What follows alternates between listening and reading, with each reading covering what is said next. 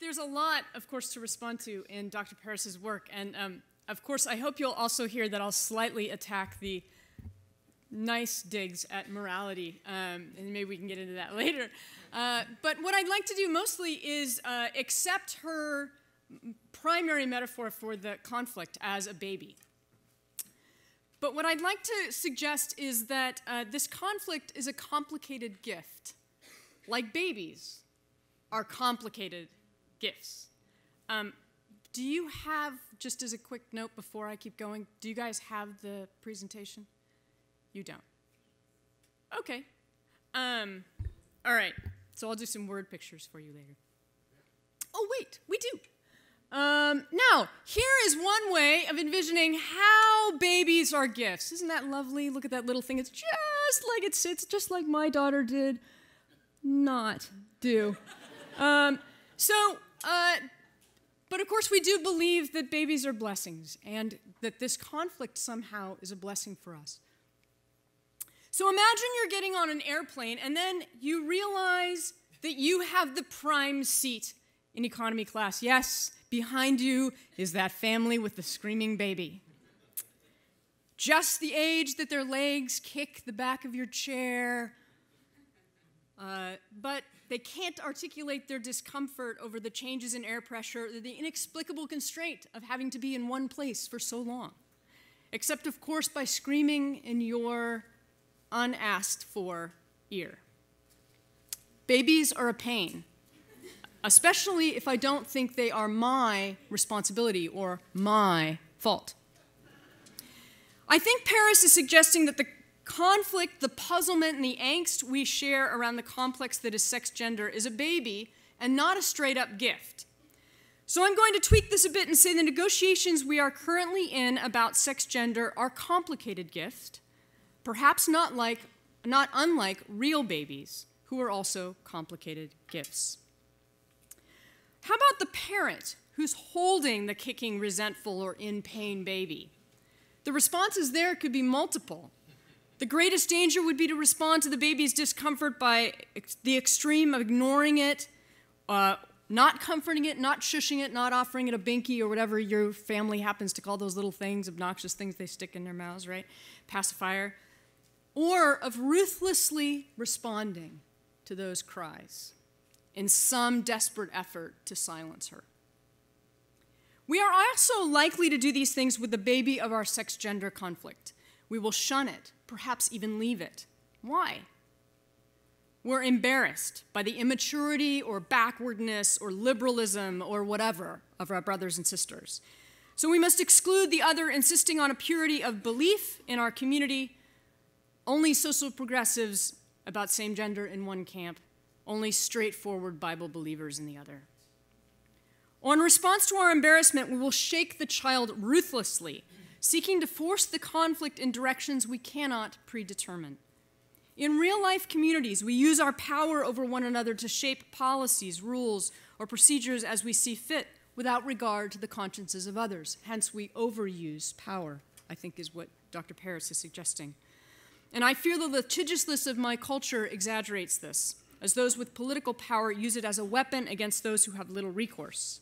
Who has the power shifts, but not the manner in which it is used. I think this happens in liberal and conservative churches.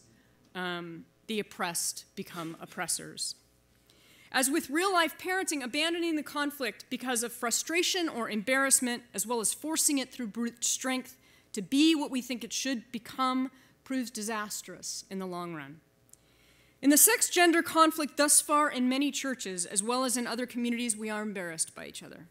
We set up hardened boundaries of who is or isn't allowed. Those who stand on the side of love, one of my favorite banners, shame the convicted conservative, while the other camp holds up a banner that reads, "We believe in the Bible and morality, no LGBT identity allowed." Thus, the sex-gender conflict mirrors the politics of the world regarding conflict. It's one giant power grab, with the object being silencing the discomforting screams or cries of the baby at all costs. Protect my right to fly or worship without the annoyance of gay people kicking the back of my chair or pew. Allow me to engage in whatever sexual expression I want, unbothered by the discomforting cries for fidelity or discipline from the old traditionalists. Such postures make offering our bodies, our gendered, sexed bodies, as a single living sacrifice impossible. That crying, kicking child reveals something about our character. How we respond to that kicking, crying child reveals our selfishness, our self-consumed life, or our unwillingness to be open to God disrupting our lives. But it also has the potential to draw something out of us, to make us into better lovers, just like real screaming children do. Not needing the baby, not needing it to become what we want or need it to be, or think we need it to be.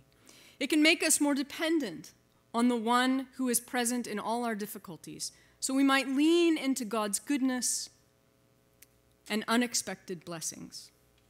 Our task is to tend and attend patiently, always seeking this God in the conflict and open to the truth about ourselves as yet, pitifully poor lovers. If the end or purpose of receiving this gift is our shared offering of our bodies to God as a living sacrifice, our sexed genders' bodies, such as they are and not as we wish them to be, then how do we do this honestly? The conflict that I think we're in is often one that is marked by dishonesty. If we're willing, I think, to be brutally honest, it will tell us many things about ourselves, and we can wrest from this conflict what it offers us. Not coincidentally, after the charge to offer our individual bodies, note this implies that goes with all bodies and all the messiness that entails, as one sacrifice to God, Paul says this. It's kind of going off the page in Dr. Paris's slide that she shows. Think of yourselves with sober judgment. Humility was not a virtue for most in the Roman world, especially for men, but it became one among Christians. So we recognize that our anger at others, our shame at our own habits, our frustration about our loneliness, our rage at the church's betrayal, or our confusion about how to be faithful as a sexed being, all these must be soberly and seriously held, not merely shoved aside as we enter into this conflict. That's not because it's merely therapeutic to do so, although I realize it's a risk to say to all of you, right? It is because it is commanded of us, of a people who so rely on the goodness of God that we can soberly see ourselves, not as we want to be, not as we wish to be, but as we are, with our emotions and our sometimes bent desires. Theologically speaking, we must see that even if our enemy is wrong, and especially if they are wrong in their desiring, there is something of God in that desiring. This is something that Augustine sort of insisted on, and I think is one of his greatest gifts to the church. We all seek things that satisfy us, that make us whole, be it an erotic and lifelong partnership or a church that seeks wholeness through holiness. The problem we have and will continue to have is that many of us think that others are wrong, and profoundly so about same-sex erotic love. Many brothers and sisters think that we are, that I am morally wrong. One of the profound things social science does for us is offer insights into why this conflict feels intractable, yet it also offers us the opportunity to be sober or truthful about ourselves, that our convictions, my convictions about same-sex, may be more shaped by my social historical context rather than having read the Bible well, or having attended, on the other side, to the Spirit's leading into a new form of life. So, how does this seemingly intractable conflict offer us a complicated gift? I think that in taking it, we can learn to connect about other shared goods, things that are acceptable, perfect, as Paul says, that we seek as Christians together. Paul begs us to enter into discernment, right? He says you must come together in order to figure out what is good, acceptable. And you know what? Discernment means conflict. Full stop. Conflict can only be the complicated gift that babies are if we are brutally honest about the depth of that conflict, about why and how it matters to us. Or in another way of saying it, peace can never be cheap. I believe this is the problem with the easy moves toward things like inclusion, or perhaps a misreading of a misreading of Dr. Paris's charge to us to receive the conflict as a baby. We often use language like safety, that we are pursuing safety. And I think this is a problem because I'm speaking, how many of you are therapists? Okay, now here's the problem with that language. With whom do we actually feel deeply included? How do we come to actually be safe in relationships? Are they the people who don't know that we actually have conflict? That we disagree about how to use money? That we don't like that sexual position? That we stay silent in those kinds of vulnerabilities? Or are those the people who actually know those things about us, know we deeply disagree, who fight with us, and are learning or trying to learn to fight fair? Those are people with whom I am most deeply safe. My husband and I have a high conflict marriage. Many of you have heard that, right? We have a high conflict marriage. It's always been a high conflict marriage. It was a high conflict engagement. I don't know why I thought it was going to change, but I did, right? But my husband is also one of the people with whom I feel safest. Not because he is not a source of conflict in my life. He is an annoying source of conflict in my life. But because, yeah, it's on tape. But because he's diligent about repair, right? I know that he's committed to me and our life together and working out our life together. The falseness of this language of inclusion and safety and belonging is as if we can do that at no cost. But when Paul beckons us to offer our lives as living sacrifices, to come together as one in all this complexity that is our individual bodies into one living sacrifice. And you must now figure out what is good, perfect, acceptable, right? I mean, imagine Paul was a member of a community. That could hardly have been easy, right? Like, oh yeah, he's a breeze, right? That's really what safety and inclusion and belonging mean. And it is why the church is being offered an opportunity to do this in a very different way. So I'd argue that ethics for us in this context is not primarily seeking to identify the right principles, but rather discerning the faithful way to worship God in our particular socio-historical context. One of the ways Dr. Paris's work and others like her help the church is by aiding our sight, making it possible to see how our context presses upon us, by offering us particular lenses by which to understand our individual lives. The meta matters because it helps me read my actual life. The meta doesn't matter because it's abstraction. I think that's one of the great gifts of social science. It is meta. But it's meta that matters when it comes in and helps us read our actual lived, embodied experiences with one another, as well as how we look out and say, where do we need to go? It also gives us that aerial view, right? Where are we needing to head? That's meta. That's part of what I think theology offers us, the meta. Where are we going? We're going toward God and toward a particular kind of God. A particular city, as Augustine would say, right? And that's what keeps us oriented amidst the everyday. So both theology and anthropology are meta, but they matter deeply for the local, the actual, the concrete. Paris noted in her opening lecture the repetition of Paul's charge. Therefore, I urge you, maybe I'll skip over that. For conflict to become the complicated gift that it is, we must be open-eyed to several things. We acknowledge the ways each of us in all of our subgroups, ethnic, political, denominational, professional, etc., are tempted to simply cave to the broader forces of the world. This may be streams of conservative thought, those that primarily envision same-sex conflict or gender negotiation through the decline of civilization narrative, right? It's as if there was no other era. It used to be so good about sex and gender in the old days. Gosh, we just sat it so together, didn't we?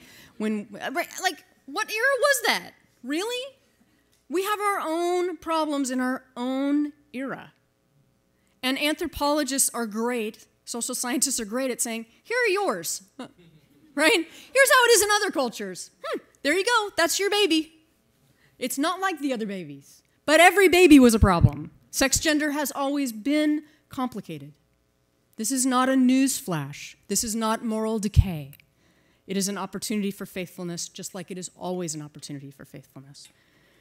I think that also there's another narrative, and that's the progressive narrative, that there is a kind of ability to see in the conflict that justice has actually arrived, that the progressive agenda, the liberal agenda, is the truth, that we see completely unsullied, and this is clearly what the Spirit is doing in the church now. I'm not so sure that that narrative actually. The church has largely, many liberal or progressives in the church, or who identify that way, would say, oh yeah, this is a gift that God has given in the liberal agenda. Well, I'm not so sure. We're never a people who just take what culture is whole. We have to be criticizing that and asking questions about it. We must re-envision this conflict through the eyes of the Spirit, who guides us into what is good, acceptable, and perfect. And that also can sound really nice, right? Oh, the Spirit, isn't that wonderful? We're following the Spirit. We follow the Spirit, as opposed to you people who follow the letter of the law. We're following the Spirit. Now, I'd like to note that this is the Spirit of the living God, who sometimes whispers softly, calls tenderly, nudges gently as the morning breeze. The Spirit does do these things, and especially does them for those who are most vulnerable and weak. But at times the Spirit blows with all the connotation of that word. How have I seen this in my own people, in my own context? The hot wind of the Spirit burns when he exposes our infidelities and hypocrisy about sex, gender. So, for example, we gladly chide the same-sex attracted in many of our churches. We speak about them as unfaithful or touting an agenda, all the while denying our own infidelities and agendas that they belie. In droves, Christian women seek titillation through 50 shades of gray. God help us. Christian men form their desires through incessant viewing of pornography, but these are not things we're going to talk about in church. Or consider us, members of the evangelical left, who glibly assert our strong affirmation of biblical equality while ignoring patterns of exclusion in leadership in our churches, in academic settings, rampant domestic violence among our student body and in our churches, and or stifling expectations about manliness or womanliness that shut down those whose gender or sex presses against our particular sensibilities. Transgender people are just kind of ick, right? I don't want to have to deal with that. Why is that such a threat? What is that about? When the Spirit rushes into our collective and individual lives, we may well be exposed, undressed by the event, and long to cover ourselves again with language or protect our self-image through refuge to correct theology or politically progressive sensibility. But what might it mean to open our lives to a God who comes to us in the other, to nakedly come to one another, unarmed and unprotected, except by our shared conviction that Christ will understand us, forgive our failings, and come to our mutual aid? This means that liberals and conservatives may not want me in their church. That's a concrete reality. That is, I speak as one steadfastly determined that our life in Christ entails obedience. Rules, kind of, sort of, we'll get to that, right? Just as it also surely entails repentance and confession. I gather around a community that seeks to be formed by that Spirit that blows. I also assume what Dr. Paris has so wonderfully exposed in this series. I cannot escape into some society that does not contain brothers and sisters with whom I deeply and profoundly disagree about sex, gender, childbearing, erotic behavior, or the end of marriage or celibacy for Christian life. Thus, I want to be in a community with those who seek Christ, who agree that sex and the erotic is but one area that we need to be faithful in, that we need to puzzle out, figure out what it means to be faithful. And it's obvious to many of my brothers and sisters that I'm dead wrong in questioning same-sex marriage as Christian in the same way as opposite-sex marriage as a Christian, or that I'm backward in desiring to sustain celibacy as a Christian practice for the unmarried as a deep good. But many of them, not all of them, some of you are in this room, agree to share communion with me on Sundays, wrestle with me in classes, engage me in your life. But we don't pretend, and we mustn't pretend to agree on everything.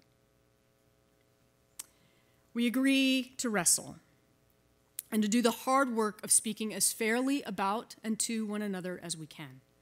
That's the community of which many of us seek to be a part. And that's why these lectures are crucial for the life of the church and our witness to the God of Jesus Christ. I've also heard students tell me that they cannot be out as some mode of queer in their churches, or they will be removed or excluded. This is not conflict received as complicated gift. This is hypocrisy. It is reactionary and fearful. It assumes that God is not present in the brother and sister who comes to us. It imports the world's definitions and stereotypes of what it means to be LGBT into the church. Here's where, as an ethicist, I suppose I speak most clearly and beg for us to be both gracious and truthful. Can't sacrifice one or the other, right? Often we sacrifice mercy and honesty around sex gender to the God of nice or polite or conflict avoidance or passive aggression. And we often mask that as progressive theology or biblical understanding. If we wrest from this conflict the gift that it is, if this baby is to develop into something that we do not simply resist or that we segregate over, we have to recognize we can't control it. Dr. Paris invites us to take this baby not in the Anne Geddes vision, which will come up any moment now, yet again, sorry. While this is lovely for photographs and made Anne Geddes a lot of money, it's a lousy vision of what babies actually are as blessings. So, show slide 2, the next slide. Ah, now that is a real live baby. Bloody, wiggly, slimy, screaming, and a stranger. One whose future I can't determine, but who is indeed entrusted to me, who begs me to lose my life as I gain it in learning to love this particular peculiar little being. Just as we cannot make this baby grow up to what we want, I don't think we can make this conflict be what we want it to be. But here's our theological conviction. In every age and in every moment, God gives us what we need to worship her truthfully. In every age, in every season, God gives us the resources to worship truthfully and to worship well. I think that's Paul's conviction in Romans. And in doing so, we entrust the future to God, because only God holds what will come without crushing it into what she needs or desires. Only with confidence in God's goodness and power do we enter into conflict without resorting to violence, whether that's verbal abuse or mean-spirited gossip or worse.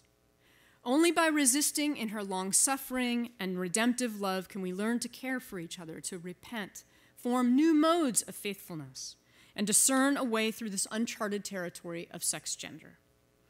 If we hold this conflict, and particularly those who cause us grief, be they liberals or traditionalists, as a baby, then our life together may well become one that becomes a sacrifice to God that is holy and that is deeply good. So let me offer you a way of, what does this mean, right? That's a great theory, right? I want to tell you a quick story about how this has played out for me. A friend, I believe, who has accepted our conflict as a baby. And that's a good friend of mine, I'll call her Susie, who has come out as a lesbian after many years. Now, one of the gifts that Susie has given me is that she knows I'm a traditionalist, right? She knows that I do not share her convictions about her now seeking a marriage with a woman. But here's the remarkable thing. She has continued to allow me to be in her life, including her partnership. And one of the things she's done is allowed me at times to actually offer concrete gifts, like to help care for them in the midst of need. I also have to say that, as Marlene Dietrich says, it's the friends you can call at 4 a.m. that really matter, right? And she's a friend I could call at 4 a.m., even though we don't talk a lot. She's one of those people that you call her at 4, she'll be there. And I have no doubt she would do that for me. I think she holds this conflict like a baby. See, she thinks that I'm wrong. And she's pretty confident that I'll come to the right conclusion over time. That just like her, as she said to me, it took a long time for me to get to this insight. Now, that can sound patronizing. But of course, I also think she's wrong, right? I also think that she may, over time, come to recognize that maybe her lesbianism isn't as freeing or as all she hopes it will be, right? We both think the other's wrong. But she's willing to live life with me, not as a lie, but for who I actually am. And she also thinks that part of what I actually am is wrong. What might that mean socially, right? That's an individual relationship. What might it mean for us to hold our conflict about same sex as a baby rather than as an issue or rights matter primarily? I think that we need to foster our sense of conscience and sometimes conscientious objection. And that's going to be a complicated process that I'll sort of leave you with. I think that's, again, where Dr. Paris's work helps us to understand how our consciences are even made, not just dropping out of the sky in my connection with God, but actually are always made in this larger context. And then how do we honor where our consciences are, given how they've been formed? I think that's quite a task for us as we come to a common table, share other forms of life, hopefully, right? Giving to the poor, serving one another, tending to one another's lives, even our partnerships, be they same-sex or not, with a kind of dedication and self-offering love of the other. So in summary, next slide 3. No, slide 3. Well, it was a great slide, just so you know. So let me leave you with this as an ethicist. So again, this Romans 12 passage is kind of the formational, I take it, one of the core ways that Dr. Paris is helping us reframe this discussion. Note that Paul says, I appeal to you, therefore, brothers and sisters, by the mercies of God. So first of all, we got to remember that. We enter into this not because we're so great. We enter into this because God will be merciful in the midst of a conflict. Merciful to us and merciful to others. To present our bodies as a living sacrifice means it might not be painless, yeah? Holy and acceptable to God. Do not be conformed to this world, but be transformed by the renewing of your minds. But what is that going to be? It's a new season, a new place. What does the transformation require? It's not set. It has to be transformed in response to the patterns of the world. What's that going to be? And think of yourself not more highly than you ought to think. For as one body we have many members, and not all members have the same function, so we who are many are one body in Christ, individually members of it. This is Paul's deep, deep, deep conviction about the church, which I often think he's wrong about. I mean, Paul really believes that we need one another. Not an ideal other, but actually the actual other, in all of your embodied mess, so that I can also become who I am meant to become in Christ. In her mercy, God makes it possible for us to worship her rightly, faithfully in all ages and conditions, including the sex-gender conflict of our own time. In her mercy, God makes it possible for us to worship, these gifts of the sex-gender conflict include difficult truths. I think this, again, is part of what anthropology and social science offers us. It's like a mirror. It helps us see why I am the way I am and why things matter to me the way they matter. I think it will also show us our collective and personal failures, including theological ones.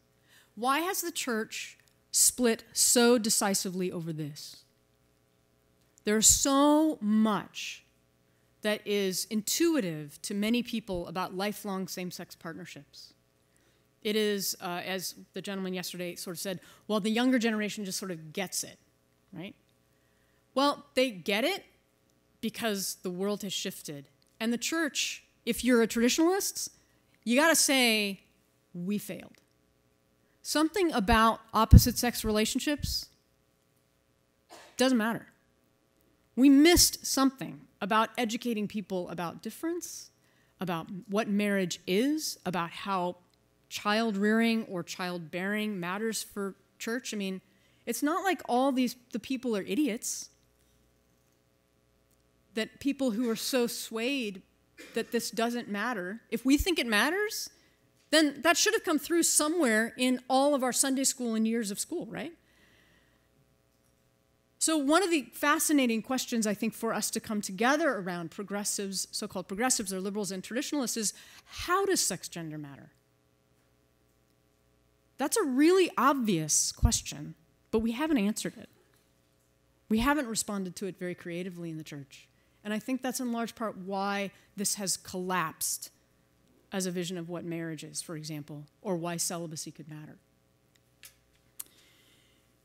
We also will learn about our fears and our own desires, right? Why is it that gay people are so scary, but people who watch porn, not so scary? Apparently, because we don't talk about that, although it's rife. I mean, clearly, this is something in the church. I mean, hello, 50 Shades of Grey. What is this telling the church? We have done a terrible job helping people understand how their erotic and sexual lives matter, and that our sexual and erotic lives are actually about God. But we haven't talked about it that way. We've decided to talk about gay people, like as if that is the major problem in most of our sexual lives. Really? Not so. Lastly, I think that if we're honest, anthropology helps us understand our sexually anxious culture. And if we're going to witness and hope and witness to hope in a sexually anxious culture, we need to come up with some other alternatives together. It's how we are together around this conflict that is our major ethical challenge. How we are together and why we are together as a living sacrifice. That means bearing with one another when we think we're dead dog wrong in things that deeply matter to us. How we respond and why we do so. That we do not trust in ourselves, but we trust in God's goodness and grace. So I'll leave it there, and hopefully we'll have some good discussion.